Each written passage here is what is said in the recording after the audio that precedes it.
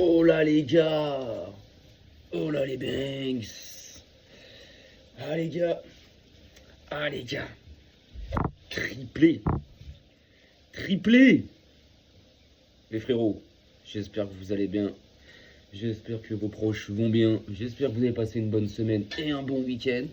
Moi, ça va. Le taf, ça m'a tué. Je suis KO de ma semaine. Mais vas-y, tranquille, tranquille. Alors, petite vidéo les gars pour revenir forcément sur la démonstration de force du Barça hier après-midi. Parce que c'est ce qu'on peut dire, c'était totalement une démonstration de force. Ça faisait, alors, je vais pas dire que ça faisait pas longtemps que j'avais pas vu un match du Barça autant abouti comme ça, mais je nous ai trouvé costaud défensivement et dans l'équilibre collectif. Donc ça, on y est assez souvent.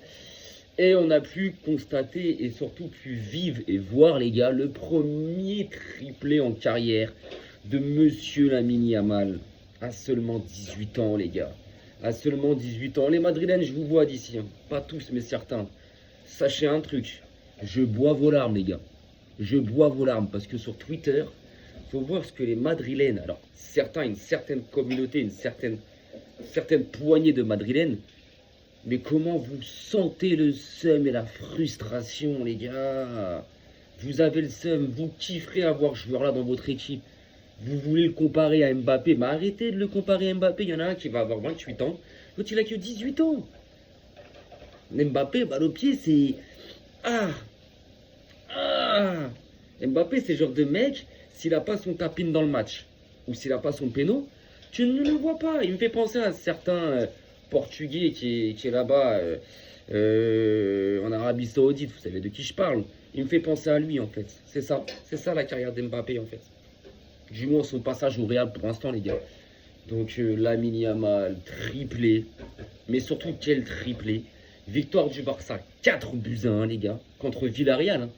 On ne parle pas là contre l'Eventé, Alaves, Oviedo ou je sais pas qui. Non, contre Villarreal, les frérots. 4-1. Avec une domination nette et sans bavure. Et sans bavure. Et sans bavure. Villarreal qui était 3e du championnat avant ce match-là. Parce qu'après, bon, l'Atlético a gagné. Quand ils ont joué en fin de journée, l'Atlético a battu Oviedo avec du mal, 1-0. Putain, la 94e d'Alvarez, il me semble. Donc non, franchement, prestation aboutie du Barça. Alors encore une fois, au tout départ, quand j'ai vu la compo, il y a des trucs que j'arrive pas à comprendre chez Flink. T'as Cancelo qui est là. Cancelo qui vient de sortir 2-3 bonnes prestations là. Qui vient de sortir d'être homme du match il y a quelques semaines, même le dernier match, je crois.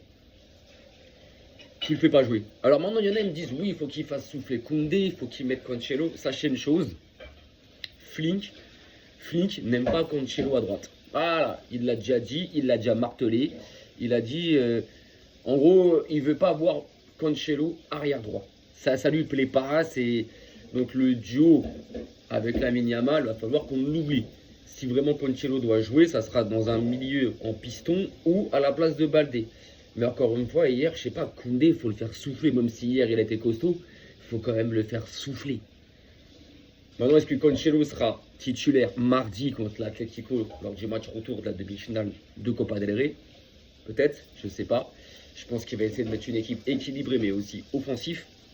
J'ai vu que Pedri aussi en début de match n'était pas titulaire. Alors ça, je sais que Flink souvent il gère les temps de retour de blessure des joueurs comme ça. Quand ils reviennent de blessure, vous voyez la semaine dernière, Pedri était rentré à 15-20 minutes de la fin. Et là sur ce match-là, il y en a beaucoup qui l'attendaient à voir titulaire. Non, Flink souvent il fait ça sur le deuxième match. Il laisse aussi le joueur sur le banc, c'est ce qu'il avait fait avec Rafinha. Il laisse sur le banc et il le fait jouer 20, 25, 30 minutes en seconde période. Ce qu'il a fait hier avec Pedri et l'entrée de Pedri, les gars, mais faut qu'on en parle. On a le meilleur joueur du monde dans notre effectif, Lamine Yamal, et on a le meilleur milieu du monde dans notre effectif, Pedri. Mec, il est rentré, mais en fait, c'est ça le football. C'est ça que veut le football. Il est rentré, il a éclairci le jeu du Barça, mais c'est fabuleux. C'est fabuleux d'avoir un joueur comme ça dans ton effectif. La passe qu'il fait à Lamine Yamal, il en fait deux, une à Lamine et celle du 4-1 à Koundé dans la surface, qui part après qu'il a fait à Lewandowski, bref. Mais celle qu'il fait à Lamine Yamal, elle a cassé 2, 3, 4 lignes, les frères. 2, 3, 4 lignes, il a sauté. Trouvez-moi un joueur à l'heure d'aujourd'hui dans le football capable de faire ça. Il n'y a pas. Ne parlez pas de Vitinha et tout. Même Neves, son propre coéquipier, qu'on avait été interrogé en début de saison, il avait dit Pedri, il joue, c'est sur notre planète. Vitinha, très très bon joueur, mais ne le mettez pas à côté de Pedri, les gars. Arrêtez avec ça. Mais ouais, cette passe-là de Pedri, oh là là. L'appel de Lamine est magnifique. Pedri lui fait la passe, mettez dans le bon timing. Et Lamine sont doublés, mais wow. Wow. Le premier but, il part en profondeur, paf, il applique, plat du pied, il n'y a pas de souci. Son troisième but, c'est sur cette passe de Pedri là, excentré dans la surface, il rentre, il ouvre son pied, tac, petit filet. Mais le deuxième but qu'il met, oh là là là là, il est sur la ligne de touche, il est même pratiquement à un moment donné au poteau de corner. Tu vois qu'il temporise, il regarde, il teste, il jauge. Et d'un coup, la mèche, elle s'allume, bam, il est parti. Oh, le sale qu'il a fait. Oh là là, passe. Petite conduite de balle extérieure en caressant le ballon, passement de jambe, tac, je t'envoie un chaloupé crochet extérieur, je rentre dans la surface. Et là, je te fais un petit crochet intérieur. Et là, il frappe tout de suite enroulé, Lulu. Monstrueux. Et tout le match, il était monstrueux. Tout le match, il était monstrueux. Tout le match. Tout le match. Ce mec-là, il a un QI football. Et il a un football balle au pied qui ça peut que te faire kiffer en fait. Même si, comme je l'ai déjà dit, même si t'es pas pour le Barça, tu peux que kiffer le jeu de Lamine Yamal. Tu peux que kiffer. Si t'aimes le football, t'aimes son jeu. Maintenant, bon, il y a quand même des joueurs que j'ai pas appréciés. Olmo, j'ai pas aimé. Olmo, hier, j'ai pas aimé son match. Je l'ai trouvé lent, en retard dans ses passes. Elles n'étaient pas précises. J'ai pas aimé Olmo. Olmo, j'ai pas aimé hier. J'étais pas. Ah, il m'a pas plu hier Olmo. Ferran Torres. Quand est-ce que Flink va arrêter? Maintenant, je pense que. Alors, par contre, mardi contre l'Atlético, j'espère qu'il va pas m'envoyer Ferran Torres titulaire. Hein. Non, parce que là, Flink, on va t'attraper là, par contre. Hein, t'as une remontada potentielle à faire. T'es capable de la faire. Les joueurs sont capables de la faire. Va pas te mettre une épine, que dis-je, va pas te mettre un sabre dans les pieds en mettant Ferran Torres titulaire. C'est une affreusité ce mec-là, les gars. Il arrive, oh là là, à un moment donné, il a un ballon dans la surface. Le temps de contrôler, de lever la tête et de frapper, j'ai juré que toute la série des Peaky Blinders, elle est passée. J'ai juré, même le film Immortel, il est passé. Ça y est, il est déjà sorti au cinéma. Il n'y a pas à être lent comme ça, c'est contrôle de balle, il est dos au but, contrôle. C'est pas des contrôles, c'est contrôle, c'est des passes. Ah non mais qu'est-ce qu'il est éclaté, qu'est-ce qu'il est nul ce joueur les gars. Moi je l'ai toujours dit, je préfère Ferran Torres quand il rentre en cours de jeu, 60, 70e. Je dis pas qu'il est excellent à ce moment-là, mais il est plus frais et il a toujours beaucoup plus apporté à ce moment-là du match. Quand il est titulaire... Bon, la mascarade, les gars. La mascarade. Et le pire, c'est que Flynn, il te le lève jusqu'à la 70e, 75e minute de jeu. Tu forces. Enlève-le. J'en peux plus de ce joueur-là. J'en peux plus. On est en 2026. Notre neuf titulaire, c'est Ferran Torres. Si on n'est pas le Havre, on est le Barça quand même. Mais bon, c'est ça. C'est à cause de tout ce qui est déco, la Porta aussi, là. Leur recrutement bizarre aussi, là. Bernal, les mecs. Les gens voient, ils sont extasiés devant Dro Hernandez au PSG là. Vous n'avez pas compris qu'on vous a donné, du moins on vous a donné un mec à 10 millions alors qu'il n'en vaut même pas 2, parce qu'il a joué 3 minutes chez nous, il n'avait aucun temps de jeu parce que vu le milieu qu'il a, il était barré de partout. Et eux ils bandent, on vous a passé le moins bon de chez nous les gars. Vous avez vu c'est qui Marc Bernal? Hier il a encore fait un match, mais en fait dans sa prestance, dans sa façon de jouer, j'ai l'impression parfois de voir Busquets. Il y a des coups d'œil où tu as l'impression que c'est Busquets, le mec. Il a une intelligence. Avant de toucher le ballon, avant de recevoir le ballon, avant d'avoir le ballon, il sait déjà ce qu'il va faire. Et ça, en fait, c'est ce qu'on appelle avoir un temps d'avance sur ton adversaire. Ce que Xavi avait, Iniesta, Busquets, Messi, et d'autres joueurs. Mais là, je parle Made in Barça, tu vois. C'est c'est ce que ces joueurs-là avaient. Et lui, c'est ce qu'il a. Alors, c'est pas le seul joueur qu'il a dans cet effectif-là, parce que Pedri l'a, Yamal l'a, Fermin, encore une fois. Fermin, c'est stratosphérique ce qu'il fait, ce mec-là. 22 ans, 21 ans, il est monstrueux. Mais Marc Bernal, les gars, on tient une perle. On tient une perle. On tient une perle. Et dites-vous que là, normalement, là, d'ici la semaine prochaine, on récupère Gavi. Donc on a un milieu de terrain. C'est pour ça que je dis que la blessure de De Jong n'est pas si grave que ça. Elle est chiante.